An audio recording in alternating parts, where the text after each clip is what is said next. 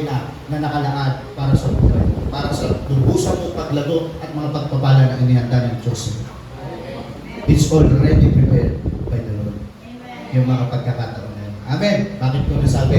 Alas 2 na madaling araw, eksaktong-eksakto, hindi na huli si Kuya Jason, nandoon siya, kararating niya, eksakto yung oras. Eksakto yung tao, born again Christian, eksakto yung tao, nung time na napunta po kami sa Marshall. Sabi nga po, alam niyo bakit nasabi ko eksakto yung tao na nandoon, yung Marshall? Kasi nakapagsalita po siya kay Kuya Jason, nasabi na, alam mo pare, first time kong destino dito, inabutan mo pa ako, malas ko, sabi niya. Hindi ka malas, mapalit ka, ginamit ka ng Panginoon. Kita niyo, first time niya daw. Nakapigil sa inyo, lahat na nangyayari sa buhay natin, wala akong significant. Nakalatag yan, inayos yan ng Panginoon para sa atin. Hindi po tayo nakatingin kung bakit o maganda. Ang malagalam natin, yan, kasama natin ng Panginoon. Amen? Tayo ay nasa ilalim ng plano ng Diyos. Yun o ang mensahe natin sa umagang ito, mga kapatid. Kaya, God has something prepared for you. Hindi po ipiniprepare. Ipiniprepare niyo po ng Panginoon.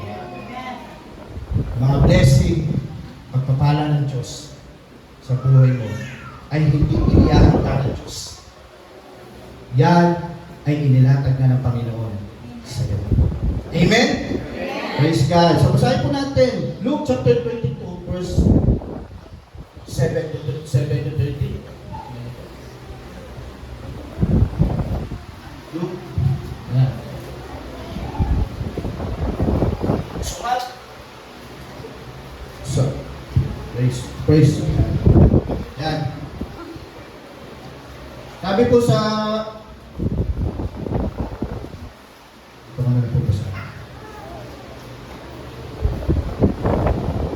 verse 7, ganito po. Sumapit ang pista ng tinapay na walang pampaalsa, na siyang araw ng pagpatay at paghahandog ng korderong pampaskwa. Inustusan ni Jesus sina Pedro at Juan, lumakad na kayo at ihanda ninyo ang ating napunang pampaskwa. Saan po ninyo nais maganda kami? Tanong nila. Sumagot siya, pumunta kayo sa lungsod. May masasalubong kayong lalaki na may daladalang isang banga ng tubig. Sundan ninyo siya sa bahay na kanyang papasukan. Sabihin ninyo sa may-ari ng bahay, ipinapatanong ng burok kung nasaan ang silid na maaaring magamit niya at ng kanyang mga alagad para sa hapunang pang-Paskwa. Verse 12, ipapakita niya sa inyo ang isang malaking silid sa itaas na may nakahanda na kagamitan. Doon kayo maghanda. Lumakad sila at natagpuan ang lahat ayon sa sinabi ni Jesus. At inihanda nila ang hapunang pang-Paskwa. Manalangin po muna tayo. Panginoon, pinupuri ka po namin, sinasamba ka po namin, tinataas aming mga buhay sa oras po na ito. Lord, ano naman po ang mensahe mo, Panginoon, sa buhay ng bawat isa nandito ngayon, ng bawat individual, Panginoon God, iparinig mo po ito, Lord, na malinaw sa kanila, Lord Diyos. Magbigay nawa, Panginoon, ang aking pananalita, ang aking bibig, Panginoon, ang aking tinig, ng kapurihan sa iyong pangalan sa lugar na ito, Diyos. Salamat, Panginoon, pinagpala mo po yung mensahe, pinagpala ang mga makakapakinig dito sa pangalan ni Jesus. Amen. At Amen. Praise the Lord. Ipapakita po ako sa inyong picture. Baka, sigurado, alam niyo po lang ito. Naki-slide po. Picture. Wala ko sigurong hindi nakakalam ito. Lahat po siguro alam ito. Hindi ko yung nasa gilid, yung nasa baba. Ang tawag po dyan ay red carpet. Yan po ay carpet o red carpet. Lahat po tayo, siguro mga kabataan, alam po ito. At alam po natin kung saan po ito ginagamit. Kadalasan ginagamit po dito, sino po yung mga lumalakad dito? Lumalakad po dito yung mga mararangal na tao, yung mga matataas na tao, at isa dyan yung ikakasal.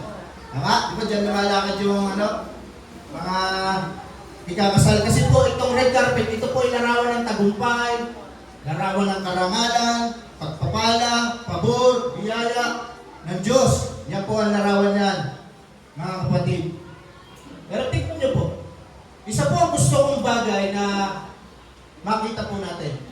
Natulad po nito, yung carpet na to, ganyan po ang pagpapala at biyaya at plano ng Diyos sa ating buhay. Do you believe that? Amen. Nakalatag po yan. Nakarolling po yan. Nilalakaran lang dapat natin. Amen? Dapat po ito ay ating nilalakaran. Mga kapatid. Alam niyo po, nung tinanggap po natin si Kristo, mga kapatid, maniwala po kayo sa hindi, dito lamang po nag-umpisa na naglatag ang Diyos ng carpet sa buhay natin. Amen. Because we are in Christ. Amen? Nakipag-isa po tayo sa Panginoon. Hallelujah. Tingnan niyo po ito. Naglalakad po tayo sa carpet o sa lakarin na inihanda ng Diyos sa ating mga buhay.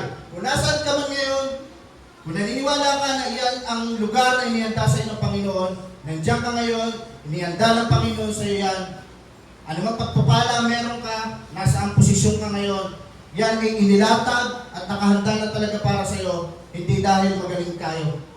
Amen. Hindi dahil madiskarte ka, matalino ka, mahusay ka, malakas ka.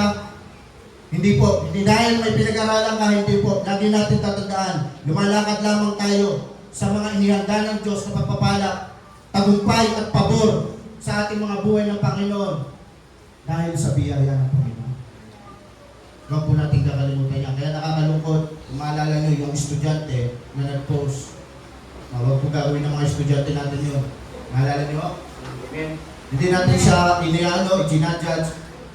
Dahil alam natin na, siyempre, hindi na nauunawaan yung mga bagay-bagay, lalo pagdating sa Panginoon. Pero yung ginaano natin dito, yung pagkakasabi na, bakit, ang parang ang sabi doon, bakit laging sa Diyos kailangan magpasalamat? Parang ano? Oh. Ako naman na nagtrabaho. Ako naman nagpagal. Ako naman na nagtiyaga, nagsipag. Bakit kailangan siya pasalamatan? So, hindi niya po naunawaan yun. Pero yung mensahe, yung salita, mga kapatid, alam ko, naunawaan po natin. Na tayo po, bilang mga Kristiyano, tayo po alam natin na anuman ang mabuting nangyayari sa atin, anuman ang tagumpay natin, anuman ang pagpapala natin, anuman tinatanggap natin, alam natin lahat ng ito, biyaya ng Diyos naman sa atin. Amen? Lahat po yan ay biyaya ng Diyos sa atin. So ngayon, I believe, alam ko, naniniwala din po kayo, ano man po nangyayari sa buhay natin ngayon, lumalakad po tayo sa mga inihandang lakarin o carpet ng Diyos sa buhay natin. Do you believe that? Lahat po tayo mga kapatid meron. Wala po hindi. Kung tinanggap mo si Christ, nakalatag po. Nakalatag yung carpet. Ano ba Tagalog ng carpet? Sino may nakakalam ba sa inyo? Wala. Natawa na lang si Brother. Same carpet. Ang hirap bang sa Tagalog? Carpet. Carpet ba kayo? Carpet yung alam natin. Ha? Ano ba? Albumbra ka? P. Albumbra. Oh, yan. Naka-video ko tayo. Tama ko ba yun? So, albumbra. Ano? Carpet o albumbra. So, meron pong albumbra na inilatag ng Diyos sa buhay natin. Naniniwala ka ba doon? Amen. So, alam niyo po kung minsan, may mga tao, sometimes may mga tao na sila mismo nagsisikap maglatag ng albumbra nila o ng carpet ng buhay. Sariling sikap, sariling diskarte, sariling talino, sariling lakas, sariling kakayanan. May latag lamang nila yung albumbra ng kanilang buhay. Kapatid, pagka ganun po nangyari, wala kang mararating. Kasi tingnan niyo po, ano po mas maganda? Sinong maglatag ng albumbra? Ikaw o yung iba? Tingnan niyo ito ha, kung ano ba kung ikakasal ka sa lugar na ito, hindi mo siguro maganda tignan. Bago ka lumakad, ilalatag mo muna yung ano. Kung ikaw yung babae kakasal, tama? Ilatag mo muna, latag muna ng mag-asawa. Lalakaran natin. Hindi mo maganda. Tama ho ba? Tama po ba? Oo, mas maganda, iba ang ilatag. Gusto kong maunawa mo sa umagang ito Yung sinasabi kong albumbra ng buhay mo, ang Diyos ang naglatag. Amen. Ang Diyos ang naglatag. Yan natin po sa buhay natin, mga Kristyano, mga kapatid. Marinig mo nawa ng malino to. Uulit-ulitin ko sa umagang ito. Na yung pabor ng Diyos sa buhay mo, na yung detalye ay nakalatag na. May inihanda na ang Diyos sa iyo. Hindi ipiniprepare. Hindi inihanda pa lang. Nakahanda na. God already prepared something for your life. Amen. Palapakan natin ang Panginoon. Pero lagi mo lang isipin, kasi kailangan lagi tayong humble sa Panginoon. Lagi tayong nagpapakababa sa Panginoon. Lagi nating alalahanin na inilatag ng Diyos yan dahil sa iyo. Hindi dahil karapat-dapat yan. Amen? Amen. Para mahina ito. Kapatid, naglatag ng pagpapala ng Diyos sa buhay mo. Naglatag ng pabor. Iniayos na yung plano niya sa iyo. Hindi dahil karapat-dapat. Nilatag niya kasi biyaya lamang ang pinapagod. Biyaya lamang. Kapatid, wala tayong malaki sa harapan ng Diyos. Kapatid, gusto ko maunawa mo ito, baka mamaya may nag-iisip ko sa inyo, hindi po tayo laban sa sipag at tiyaga. Kung masipag ka, matyaga ka, napakagandang katangian po yan. Opo, hindi po tayo laban dyan. Pero, may mga nag-iisip po, ang ano po natin ito, may mga nag-iisip, may mga nag-aakala na ang sikreto ng buhay, ang sikreto ng success, tagumpay, ay yung sipag at tiyaga nila. Madalas nyo marinig yan, sa mga advertisement. Hindi ho tayo against dyan, hindi tayo laban dyan. Mahalaga po yan. Pero gusto ko po maunawaan sa umagang ito, yan sipag at tiyaga, talino, diskarte, kausayan, kakayanan, hindi po natin pwedeng ihalo yan sa biyaya. Amen? Hindi po kasama sa biyaya yan. Lahat po ng bagay na yan ay resulta ng biyaya ng Diyos sa buhay mo. Amen? Eh pag tayo po, tumanggap po tayo. Nakita natin yung pagod, nakita natin yung kamay ng Diyos. Hindi dahil karapat dapat tayo magagaling tayo. Okay. Yun ay biyaya ng Panginoon sa atin. Meaning ng biyaya, meaning ng grace, tinanggap mo kahit hindi ka deserve. Amen? Na wala pong karapat-dapat sa atin. Nahilangan po yan sa napakabuti ng ating Panginoon. Amen? So, tingnan niyo po ito. So po kasi maano yung ano nyo, makita niyo yung ma-realize nyo yung katotohanan. Na pagka ang isang tao, isang Kristiyano o isang tao, nalalakaran niya yung albumbra na inilatag sa kanya ng Diyos.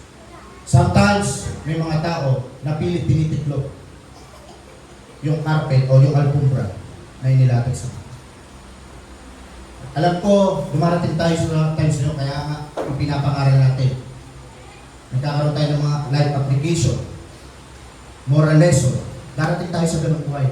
Makikita mo, kahit anong pilit mo sa paglakad, na-enjoy mo yung gawain ng Panginoon, yung na-enjoy mo yung blessing ng Panginoon, may mga tao, hindi rin natutuwa. Tama? Hindi. May mga tao, pilit itinitiklop. Bakit? Simple lang, naiingit sila. Tama mo ba? Hindi mo natin maialis yun. Naiingit sila. Bakit? Na-enjoy mo yung pabor ng Diyos sa buhay mo. Kaya sabi ko sa inyo, maraming mayaman tao. Maraming may kakayanan, maraming mahusay, maraming sapat yung kanilang lakas para gawin yung bagay na yun, pero hindi nila magawa. Pinapangarap na lang nila. Kaya ginagawa nila, pilit nilang itinitin. Pero sabihin ko po sa inyo, marinig mo na malino ko. Kung sa oras na ito, nilalakaran mo yung lugar na kung saan inihanda ng Diyos para lakaran mo, na i-enjoy mo na ito. Kapatid, kahit anong pilit ng tao sa paligid mo, natiklopin na. Ang Diyos na ang naglatag na, hindi nila magagawa. Amen po ba? Amen. Palapakan natin yung Panginoon. Hindi po nila magagawa tiklopin ang inilatag na ng Diyos sa buhay. Paniwalaan po natin yan. By faith. Huwag pa rin. Nakarap mo lang yung alpumbra na inihanda sa ng Panginoon. Hayaan mo sila at enjoy mo yan. Amen? Amen. God has already prepared something for you. May niyanda na ang Diyos sa bawat isa. Kaya nga sabi ko sa inyo, nung last, pawit po natin Panginoon sa atin, dito po, no? Nung last Friday, pero po kami ng ano sa kanila, visitation natin, kung mga natin yun. At pagdating po namin po, nakita po namin ang biyaya ng Diyos sa buhay. Sa plangga ng sopas, mayroon pa doon nasa loob. Ano? Namin po si Ate Len, ngayon po, ano po, meron po siyang ano ngayon, dahil nasa time po siya ng financial struggle. Dahil yung anak po ni Ate Len, ay napunta po, kaalis na po, napunta po ng Canada. So, we believe na ito na po yung financial breakthrough para kay Ate Len, ano? At dahil kaalis, marami po sila naging gasos at yung pizza ko po, si Kuya Arbet, kakahanap ng tipo ng trabaho. Binigyan na po ng trabaho ni Lord ko, kaya I believe ito na po yung financial breakthrough. Kaya Ate Len, nice ba? Kaya natin ang Panginoon sa Ate Len. Ano, inayos ng Panginoon, no? Inayos ng Panginoon. Ngayon po, pagdating po namin ito, may samplang na sopas. Yung tinapay, ang sarap. Ang laki ng peso sa loob. Sikat yung tinapay, ano, Tiana. Kasama si Ate Ana, Pastor Julie. Alam niyo po, sabi ko nga po sa inyo, pagka kami po magkakaroon ng visitation, ang kami na po yung paso, huwag po kayo mag-aalala. Wala po kayo dapat ipag-alala. Oo, hindi naman kami pumunta doon para kumain. Kasi kung yun lang pupunta namin pagkain doon, magbubulalo na lang kami. Di ba, Pastor? So gusto namin may pag-pray kayo. Yung mga personal na prayer request ninyo. Yung mga hindi nyo masabi dito na may pag-pray, doon natin may pag-pray, magkaroon tayo fellowship. Okay na po kami. Kung meron po tubig na mainit, okay lang yun. Kung may kape, okay po. Kung wala, okay lang din no. Wala akong problema, wala akong tayo pag-usapan. Basta tayo mag-fellowship, mananalangin po tayo. Yun ang mahalaga sa amin. So, pagpunta namin doon, meron. Kaya nabigla po kami. Sabi niya, nag-ready pa. Alam namin na meron siya pa yung sa struggle. Di ba? Kung minsan nga, hindi na nakakano dito dahil hirap pala sa pamasaya. Okay lang ulit. Opo, parangalan natin ng Diyos. Dumarang tayo sa gano'n, pero biyaya ng Diyos, nakakarating kayo. Biyaya ng Panginoon, nakakaraos kayo sa araw-araw. Yun ang ano po, mapaparangalan natin ng Panginoon. So, nangyari po, ulitin ko, meron pong sopas, meron pong tinapay, may kape rin po. Alakado po nagkakape doon eh, nabilihan po kape dahil sa amin. Puri yung kami doon. So, hindi po namin inasahan yun ha. Hindi po namin inasahan. Sabi ko sa inyo, dahil alam namin si Ate Len may struggle financial. Pero bakit meron? Nagulat kami meron. So hindi na kami nagtanong kay Ate Len kung saan galing. Diba? Hindi na kami nagtanong, kinain na namin. Diba? Sarap, creamy. So kinain namin. Pero maliwanag sa amin. Maliwanag sa amin, bilang mga lingkod ng Panginoon, ang Diyos ang naghanda noon para sa kami. Amen. Ginamit lang si Ate Len. At nakita namin, biyaya talaga eh. Bakit? Dahil sa atin, ang saya niya eh. Diba? Kapag ka mabigat mo, di-blessing niyo. Diba? Biyaya. Kasi kung alam mo biyaya, maglansunod mo, maano. So nakita ko sa atin, masaya siya. Kahit alam niya, meron silang financial problem, yung naghain siya, tuwang-tuwa siya, ay na-enjoy po namin yung pagkain namin. Diba?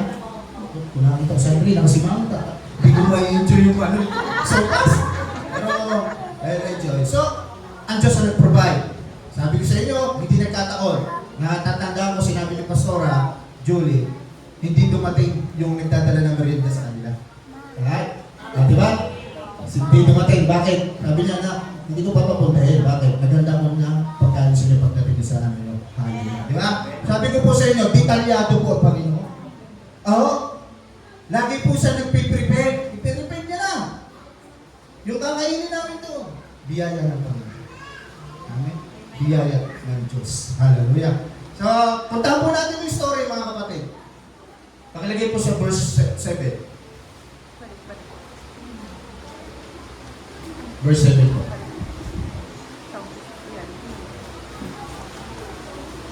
So, God prepared something for us. Naka-prepared na, hindi piniprepare pa lang. Sumapit ang pista ng tinapay na walang pampalsa, na siya namang araw ng pagpatay at paghandog ng kordero Paskwa. Ito po yung 10 linggo po ginaganap ng mga Hudyo ko. Hindi po sila kumakain ng pampalsa at kahit sa bahay nila, bawal po na mayroong pampalsa. So yung pagpatay at paghandog, ang sinasabi po dyan, ay yung nangyari po sa Old Testament na, di ba, tatandaan nyo kay Moses, yung pinairanan, dugo, yung mga pintuan para hindi makapasok yung angel of death, dahil para hindi mamatay yung mga pangalan. So yan po yung ginuguntada na sila po ay iniligtas ng Diyos doon. So, ito po pansinin nyo to. Inutusan ni Jesus sina Pedro at Juan, lumakad na kayo at iyandanin nyo ang ating hapunang Pampasma. Tingnan niyo po yan, pansinin niyo po yan. Sino po yung inutusan ng Panginoon? Si Peter at si John. Si Pedro at si Juan. 12 po yung disciple. Oo. Nandiyan po si Bartolome, nandiyan si Tomas. Pero bakit hindi po sila yung inutusan ng Panginoon? Bakit hindi si Tomas? Bakit hindi si Bartolome? Bakit hindi si Santiago? O bakit hindi si Judas ang inutusan ng Panginoon? Alam niyo po kung binabasa niyo po yung Bible ng mga kapatid, si Peter at John, madalas po sila po magkasama sa paghayo. Oo. Di ba napansin nyo, kaya ngayong maalala ko yung sa templo, yung may lumpo? Di ba si Peter at si John po, yung pumunta roon, yung nandoon sa tagpo na yun? So alam niyo po, hindi po nagkataon lang to. Yan ay inihanda ng Panginoon talaga na sila dalawang magkasama.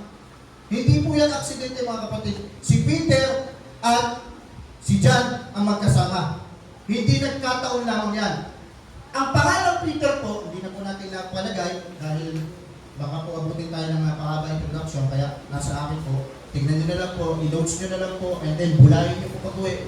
Ang pangalan Pedro po mga kapatid, ang Greek po niya, Petros, na ang ibig sabihin po niya, pebbles o small stone. So yung Pedro pala, ang ibig sabihin pala niya, maliit na bato.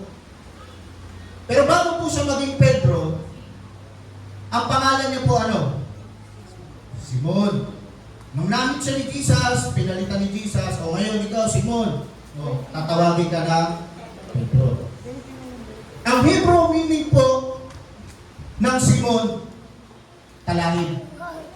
Nakuha niyo po, ano po yung Peter? Maliit na pebbles. O, bato. Yung Simon, na dati niyang pangalan, talahib. Ito po ay larawan ng weakness, ng kahinaan. Bakit? Bakit ko po nasabi larawan ko ng kahinaan? Tingnan niyo po itong batong maliliit, hindi mo makakagawa ng malaking gusali yan. Tama mo ba? Kailangan mo siya yung malalaki. Yung talahib, kung bakit sinabi mong larawan to ng kahinaan, yung pangalan niya dati na talahib, kasi ang talahib, pag umihip yung malakas na hangin, hindi po kayang tumayo na matatag yan. Umahapay po yun. Nakukuha niyo mo ba? So, larawan ng kahinaan. Weak. Ngayon, Pastor, bakit si John ang palagi niyang kasama? Diba? Bakit si Juan ang isinama sa kanya? O, ito. Ang pangalang John o Juan sa Tagalog, ang Greek po niyan, sa original, ang Greek po niyan, Yohanan. Yohanan. Ang Yohanan po, ibig sabihin po niyan, grace. Nakukuha niyo na? Yohanan, God's grace. Ang ibig sabihin ng John, God's grace. Nakukuha niyo ba? So sila po yung pinagsama ng Panginoon dahil alam ni Lord na ang mga mahihina, sila yung nangangailangan ng biyaya. Hindi po nangangailangan ng biyaya yung magagaling. Oo. Yung mga believe sa sarili. Yung feeling nila, alam nilang lahat. Hindi niya kailangan ng biyaya. Yung ang sinasabi niya palagi, ako mataas pinag-aralan ko. Ako kaya ko yan. Ay kapatid, di mo kailangan ng biyaya. Dahil ang tumatanggap ng biyaya, yung nagpapakababa at umaamin na, Panginoon, hindi ko kayang gawin ito. Kung wala ang biyaya mo sa buhay. Sila po ang tumatanggap ng biyaya. Amen po ba? James chapter 4, verse 6. James chapter 4, verse 6. James o Santiago chapter 4, verse 6.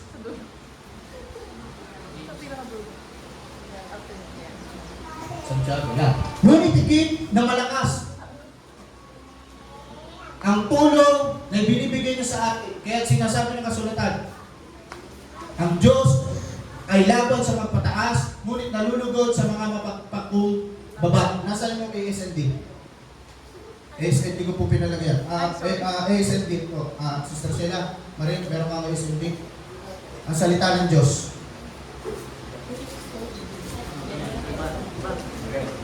Yan, Brother Tim, Tagalog. Oh, kaya po. Kaya po.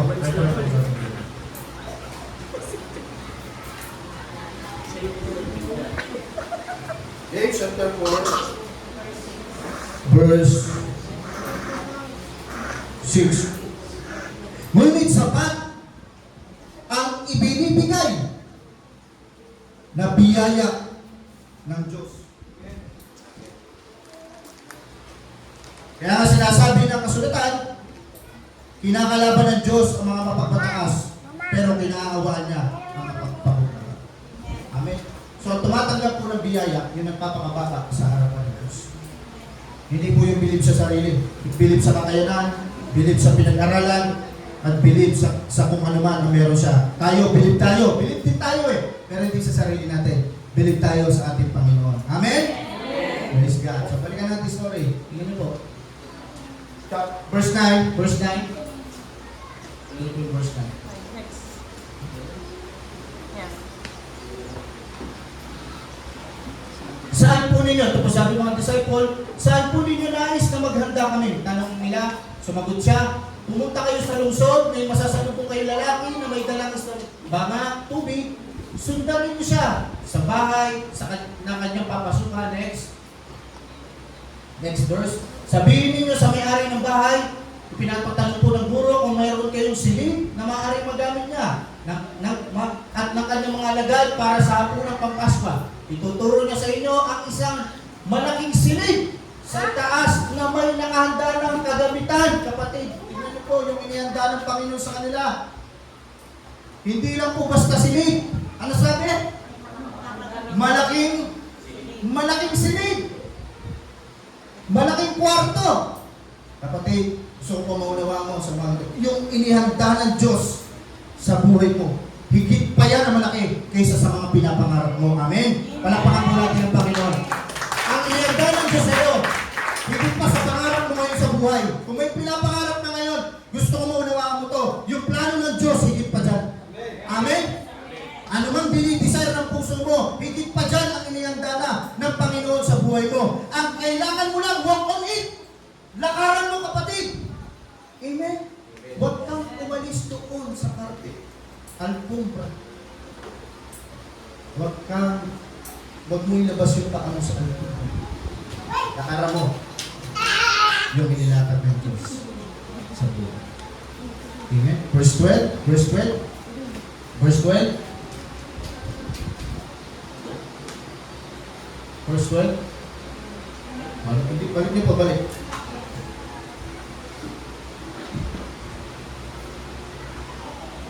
Verse 9 po. Verse 9. Verse 9. Lakas yung verse no.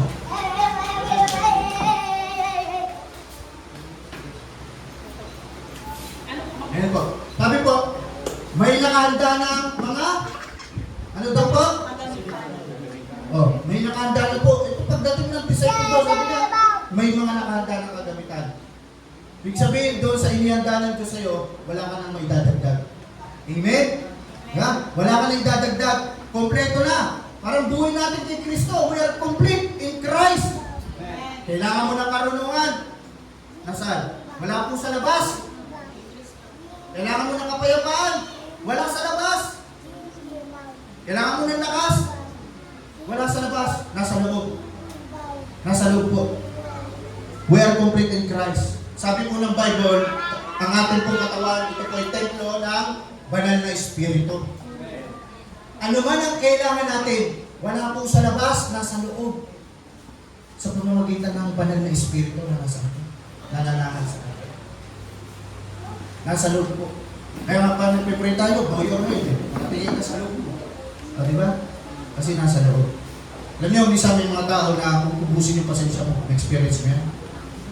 Talagang uubusin na, sasabog ka na sa pasensya mo. Yung nga, baga, isang ano na lang, ala na, ubus ng pasensya, pero tayo, hindi po tayo maubos ng pasensya. Pag pakiramdam mo, maubos na yung pasensya mo, Nasa loob, wala sa labas ang pasensya. Nasa loob mo. Nasa banal na Espiritu na tumutulong sa'yo. Amen? Kompleto na tayo. Ano mang pangangailangan natin? Nasa atin na po sa pamamagitan ng Espiritu ng Diyos na nasa atin. Ang lahat ng kailangan natin, nakadeposito na sa atin. Dineposito na ng Diyos dahil sa banal na Espiritu. Amin po ba? Palakpakan natin ang Panginoon.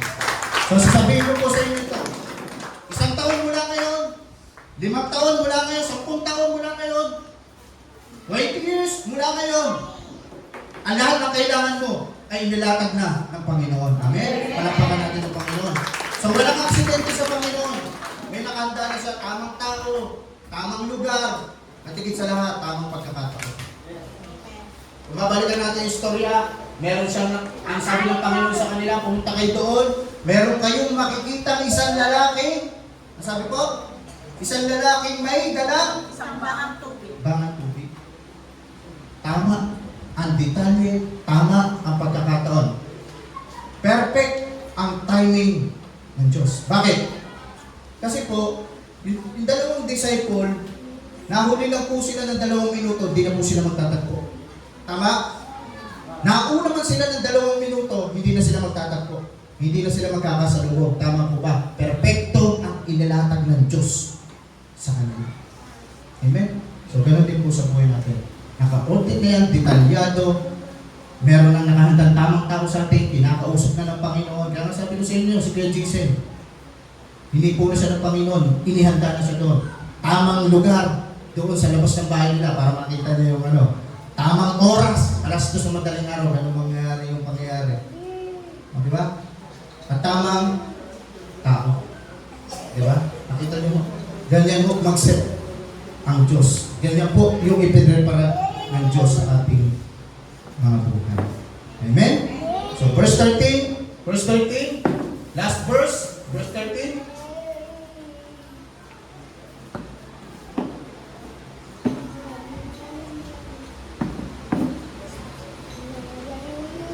Pumuntahan sila at natagpuan nila ang lahat ayon sa sinabi ni Jesus at inihanda nila ang hapunang Pangpaskwa. Ano sabi diyan? Natagpuan nila ang lahat ayon sa sinabi ni Jesus. Kapatid, kung may pinangahawakan kang pangako ng Diyos ngayon, na sinabi ng ating Panginoon, panghawakan mo. Lahat ng yan mangyayari. Amen? Dito kita natin, lahat ng sinabi ni Jesus, nangyari. Lahat ng pangako ng Diyos sa iyo, mangyayari. Amen. Walang hindi mangyayari. Huwag ka lang mainip. Huwag ka lang mainip. Perfect ang timing ni Lord. Di mainipin ka lang. Kaya mo ang timing ng Panginoon. Amen? Habang naghintay, magpatuloy sa Diyos. Hindi siya nagpapabaya. Alam niya kung ano ang pangangailangan mo ngayon. At naka-ready na ang sagot na dyan. Amen? Amen. Praise the Lord. God has already prepared His best plan for your life. Wala kang plano sa buhay? I want to tell you this. Si Lord may plano sa iyo. Amen? Palakpakan natin ang Panginoon. Praise the Lord. Tayo po yung manalangin, Panginoon. Salamat po sa iyong mensahe. Sa iyo po ang kapurihan. Sa iyo po ang karangalan. Sa iyo po ang kapasalamatan, kadakilaan. Lahat po lang ito binabalik namin sa iyo. Sa Panginoon ng Jesus. Amen.